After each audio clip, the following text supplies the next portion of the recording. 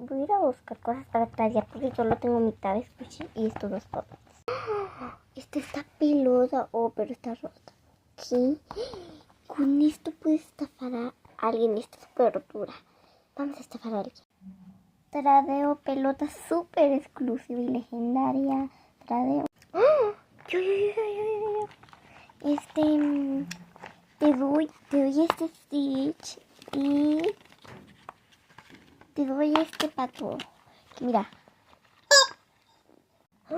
Es el pato y el Stitch que siempre he querido. Toma.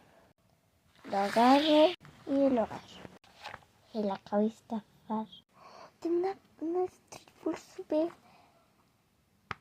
¿Qué? Me estafó. Está rota y está súper duro. Uf. Esa chica me cae mal porque siempre me estafa. Uf. Listo, ahora tengo los 10 toys más. Así que vamos a ver qué más puedo dar. Tengo este dulce que está podrido. Tradeo dulce exclusivo. Tradeo dulce exclusivo. Me quieren engañar, pero no. Oye, ¿quieres este dulce por un patito y un este? Jajaja, no, claro que no. Sácate. Uy, estoy palagoso. No. Okay, ahí hay otra chica y le voy a tradear. Esto, bueno, es la misma chica, pero le voy a tradear mi taba squishy. Trae otra vez squishy. Trae otra vez squishy. No, esta vez no me vas a estafar. Tócalo si quieres. Bueno.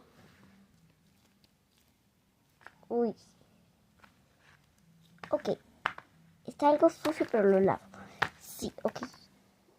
Te lo tradeo. A ver, ¿qué me das? Te va a encantar mi ferretón. Te doy un pato. Que mira. De este pato. Y vuelve a su forma. Mira.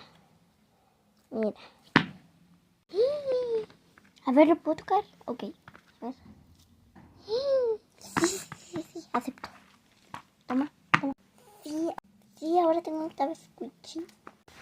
Ahora tengo un patito. Qué bonito es Stitch World. Me encanta. Bueno chicos, recuerden que esa soy yo misma, pero voy a seguir haciendo videos de esto. Bye.